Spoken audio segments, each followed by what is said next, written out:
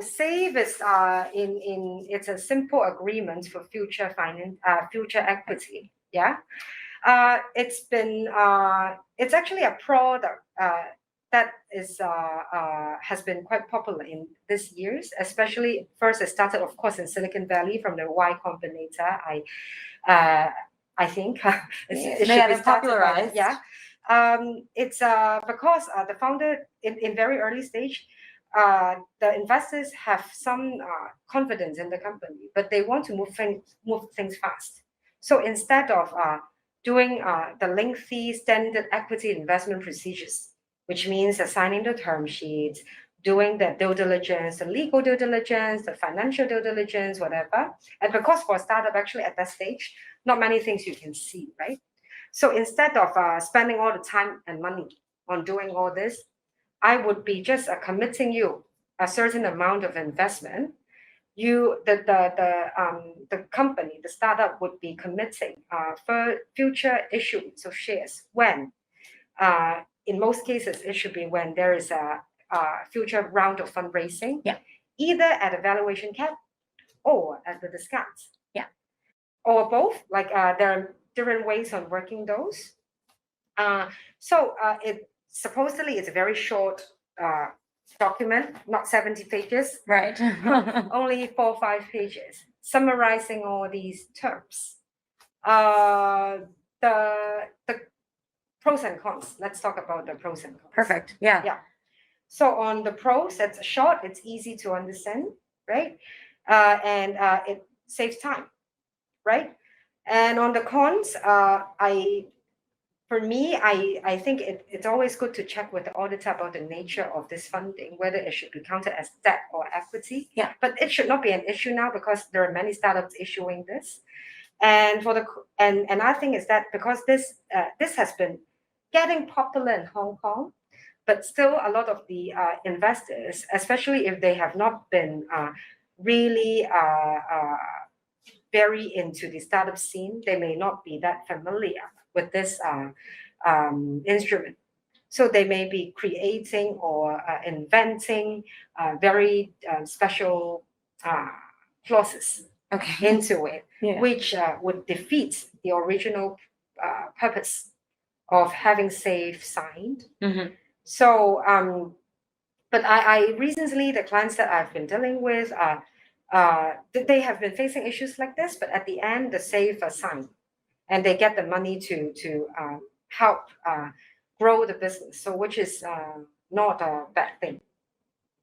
Yeah, no, I think that is great. It's good that there's more awareness about it, and people are utilizing this to easily onboard new investors. Yes, and usually for SAFE, it should be very simple. Like there should only be a couple of terms. So Phyllis, can you share with us what terms that we may have on a SAFE? Well, let me think about it. Okay, well, in a SAFE, then there can be some terms is on like when will the shares be issued. So the shares will usually be issued when there is a next round of equity financing, and then because the investor is signing a SAFE, so he's like an early investor as compared to the investor joining the company at the next round of equity financing. So usually they would be entitled to some kind of discount at the valuation in the next round of financing. So but actually the SAFE is actually a very like the name of it, is a very simple agreement. So there will be not as compared to the subscription agreement in the next round of equity financings, then there will not be such a long provisions of warranties, representations. So mostly it would be like just setting up the scenarios when will the SAFE be converted into the shares. Yeah, the financial parameters is the key on what's the discount and what's the valuation cap. It's subject to arguments. And there would be also clauses on liquidity event. What about if the company is there is a trade sale that the company would be bought out? Then what's going to happen? And there would also be clauses on conversion, how the SAFE would be converted. There would be some short but key reps and warranties. And I suggest that everyone should still be careful with even the Y Combinator's reps and warranties, because it's very key on the IP or on the standing of the business, right? So you need to make sure that every single statement is correct. Otherwise, the startup or the founders may be claimed that they have breached those warranties. Right. And also, there is an important feature is that it's stated so clearly that the stakeholder has no voting rights. That was my next question. Yeah, that's the key, because at that point of time, even they are an investor, but the nature of SAFE is to make things quick. Yes. You do not want to get into the lengthy discussion on what matters should be counted as a reserved matter, or whether you would be having a board seat or a observer seat. Right. So they should this is the original purpose.